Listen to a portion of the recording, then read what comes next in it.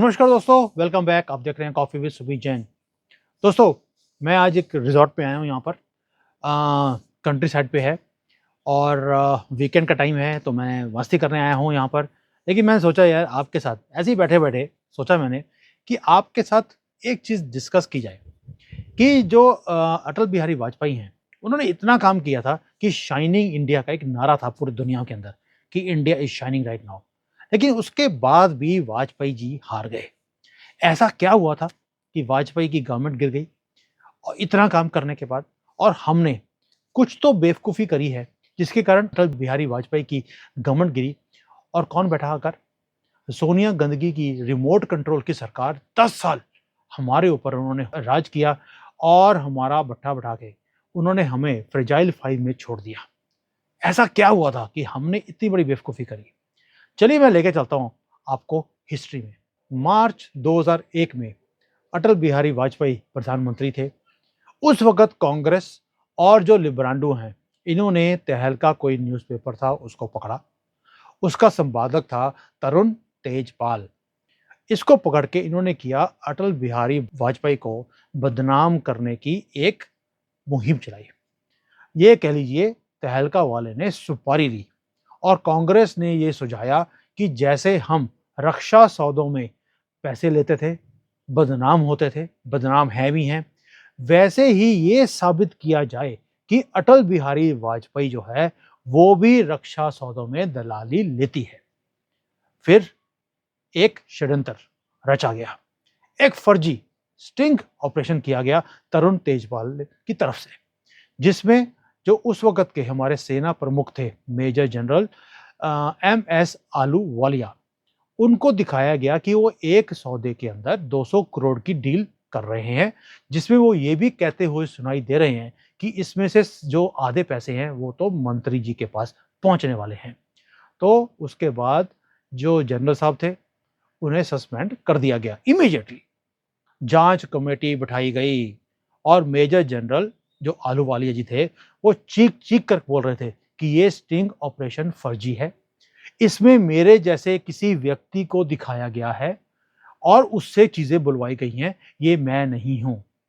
जांच में क्या पता लगा कि जो टेप थी वो भी फर्जी पाई गई। फिर मेजर जनरल आलूवालिया ने निचली अदालत से लेकर सुप्रीम कोर्ट तक लड़ाई लड़ी और उस लंबी कानूनी लड़ाई का नतीजा ये निकला कि पहले सुप्रीम कोर्ट ने कहा कि तरुण तेजपाल जो संपादक थे तहलका के, वो मेजर जनरल आलूवालिया जी को 2 करोड़ रुपए देंगे और 2 अखबारों में क्षमा जो है वो मांगेंगे और उसका विज्ञापन भी डालेंगे। यानी किसी की इज्जत इतनी सस्ती हो सकती है, ये हमें सुप्रीम कोर्ट ने बताया। लेकिन बात यहीं पे खत्म नहीं होती। फिर जो तरुण तेजपाल है वो गया दोबारा से वहां पे रिक्वेस्ट करने सुप्रीम कोर्ट के पास कि सर मेरे पास तो वो पैसे नहीं है। तो सुप्रीम कोर्ट ने कहा चलो ठीक है, 2 करोड़ रुपए तुम्हारे पास नहीं है तो ऐसे करो, इसको हम घटाकर 25 लाख रुपए कर देते हैं। तरुण तेजपाल फिर चला गया, सर मेरे पास तो 25 लाख भी नहीं है। तो उन्होंने बोला चलो 25 लाख भी कम कर दो, 2 करोड़ नहीं थे, 2 करोड़ को 2 लाख में हम कन्वर्ट कर देते हैं, जैसे कि हमारे 2 करोड़ की जो वैल्यू है आजकल 2 लाख के बराबर है, 2 लाख की सॉरी 2 करोड़ के बराबर है। उन्होंने 2 लाख कर दी और आज 2 अखबारों में इतना सा विज्ञापन दिया है जैसे कि क्लासिफाइड इंफॉर्मेशन होती है, छोटा सा दिखे भी नहीं। लेकिन आप सोच के देखिए कि जो मेजर जनरल थे हमारे आलूवालिया जी, उनकी कितनी बदनामी हुई, कितने साल उनको संघर्ष करना पड़ा। और अटल जी की सरकार, कितनी बदनामी उनकी हुई कि भाई उनका जो गवर्नमेंट थी वो गिर गई, लोगों की नजरों से गिर गए। और कोई और देश होता तो तरुण तेजपाल जैसे बंदों को फांसी दे दी जाती, अच्छा होता। ये चाइना जैसी कंट्री से सीखते हैं। यहाँ पे तो अगर कोई ऐसी हरकत करता हो पकड़ा गया, उसे छोड़ा ही नहीं जाता परमानेंटली बदतरूरों के पास। और यहाँ पर बेशर्मी से तेजपाल ने काम किया, आज कबूल नामा भी दे दिया, लेकिन कोई भी काम उसके अगेंस्ट नहीं हुआ, ना कांग्रेस के अगेंस्ट जिन्होंने जिसके कहने पर इसने ये सारे काम करे थे तेजपाल ने। और आलूवालिया जी सारी उम्र उस दर्द के साथ, उस बदनामी के साथ जीते रहे और हमारे देश को 10 साल के लिए रिमोट कंट्रोल की सरकार मिली। अब आप देखिए एक इंफॉर्मेशन इंपॉर्टेंट क्यों है। इन्होंने उस वक्त वाजपेयी जी के ऊपर दाग लगाने की बात करी और ये सफल भी हो गए। उसके बाद 2000 आपको याद होगा 9 के अंदर इन्होंने यही हरकत दोबारा से करने की कोशिश करी कि हम 2004 में जीत गए थे, अब फिर हम यही काम करेंगे। इन्होंने 2009 में राफेल का स्यापा खड़ा कर दिया। ये तो शुक्र है देशवासियों का कि वो इस बातों में फंसे नहीं। फंस भी गए थे कुछ देर तक, और उसके लिए फिर मोदी जी को कभी टीवी पे आकर प्रोग्राम करने पड़े, लोगों के साथ मन की बातें सुनानी पड़ी, कितना कुछ अपनी सफाइयां देनी पड़ी कि भैया इस चीज में मत फंसना। और साथ में थोड़ा सा पुलवामा वाला काम हो गया था, जिसके कारण ये कुछ अपनी सीटों को बचा पाए, नहीं तो कांग्रेस ने अपना गेम खेल लिया था 2009 में भी। बीजेपी का भी, मोदी जी का इतना काम करने के बाद वापस आना इम्पॉसिबल था। और ये चीज राहुल गांधी को समझाई गई थी कि अगर तुमने ऊपर आना है, प्रधानमंत्री बनना है, तो तुम्हें इनकी जो छवि है कि क्लीन आदमी है, इसको खराब करना पड़ेगा। इसलिए इन्होंने राफेल में पैसे खाए हैं बीजेपी ने, ये वही विलाप इन्होंने करना शुरू कर दिया था। इन्होंने इवन की फ्रांस में जो डिसॉल्व कंपनी है उससे भी स्टेटमेंट दिला दिया कि भैया पहले तो 500 का था, अभी 1500 का है। मतलब कि यहां तक इन्होंने गंदी गेम खेलने की कोशिश करी। लेकिन जो फ्रांस के जो प्रेसिडेंट हैं, उन्होंने बोला कि कुछ भी धांधली हुई नहीं है, तो कुछ संभल गया। दैट मींस हमारी दोस्ती ही इतनी ज्यादा थी कि कोई भी हमारे अगेंस्ट नहीं किया। अब आप देखिए 2024 के इलेक्शन से पहले इन्होंने दोबारा से एक काम करना शुरू कर दिया, अडानी अडानी अडानी। आप देख रहे हैं एक कोरिलेशन। 2004 में स्ट्रेटजी ये थी कि वाजपेयी का नाम खराब किया जाए, किसमें, करप्शन में। कौन बोल रहा है, सबसे बड़े corrupt family of our country, वो वाजपेयी जी के ऊपर उन्होंने अटैक किया। अभी मोदी जी के ऊपर 9 में और अब 24 में भी यही काम करते जा रहे हैं। हाइडेनबर्ग वैसी ऑर्गेनाइजेशन को खड़ा किया गया, फर्जी रिपोर्ट के ऊपर अदानी के शेयर को नीचे गिरा गया। उसके बाद बोलना शुरू कर दिया, देखिए जी अदानी के कारण LIC हमारी डूबने वाली है। आज अडानी क्लीन निकले बाहर। सुप्रीम कोर्ट ने भी बोल दिया कि ये फर्जी रिपोर्ट थी। सेबी ने क्लीन चिट दे दी। अदानी दोबारा से वहीं पे ऊंचाइयों पे पहुंच गए जहां पे वो पहले थे।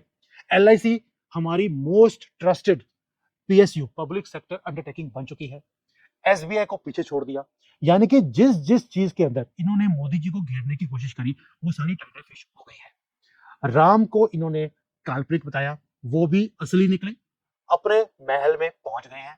बाबरी को जड़ों से उखाड़ कर फेंकने के बाद उन्होंने पहले बोल दिया था, मैं तब तक अंदर नहीं जाऊंगा जब तक बाबरी जड़ों से उखड़ेगी नहीं। और हमने भी 100 फुट नीचे से जाकर उखाड़ के बाहर फेंकी है, कुछ भी पुराना छोड़ा नहीं वहां पर। तो दोस्तों, ये एक क्विक वीडियो था जो मैंने पूरा स्टडी किया कि भाई ये 2004 के इलेक्शन जीते कैसे। कांग्रेस वाले जीते झूठ बोलकर, और इनका साथ किसने दिया, नेहरू डायनेस्टी टीवी यानी कि NDTV ने बड़ा चढ़ाकर इन्होंने वो सारी चीजों को दिखाया, लोगों के दिमाग को भ्रमित किया। फिर ये एक और लेके आए थे तब, कॉफिन की, जो हमारे कारगिल में जो हमारे जवान मरे थे, उनको जिन्होंने बलिदान दिया था देश के लिए, उनके जो कॉफिन बने थे उसमें भी वाजपेयी ने पैसे खाए। आप सोच सकते हैं, इतनी गिरी हुई ये स्टेटमेंट देते हैं, इतने गिरी हुए ये वो बनाते हैं, षड्यंत्र रचते हैं, और उसके बाद ये सीट के ऊपर आकर इन्होंने जो तांडव बचाया है 10 साल के लिए, बैंकिंग को फ्रेजाइल कर दिया, डूब गए बैंक, उनको मर्ज करना पड़ा, उनकी सफाई करनी पड़ी।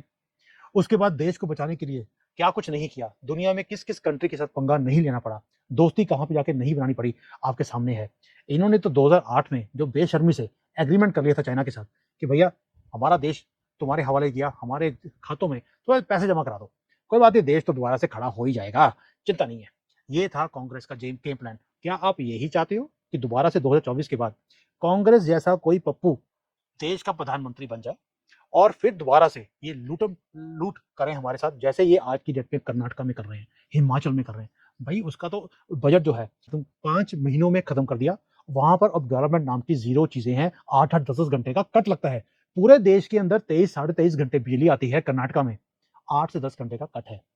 ये है कट, क्यों, क्योंकि हर चीज में कांग्रेस को कट चाहिए, और कट लगाने के लिए एक ही चीज है कि किसी तरीके से प्रधानमंत्री की सीट पे आ जाए। और दोस्तों, एक बार अब ये प्रधानमंत्री की सीट पे आ गया, सनातन को ये खत्म करके छोड़ेंगे, हिंदुओं को भगाएंगे यहाँ से, और ये कंट्री इस्लामिक बना देंगे 5 साल के अंदर।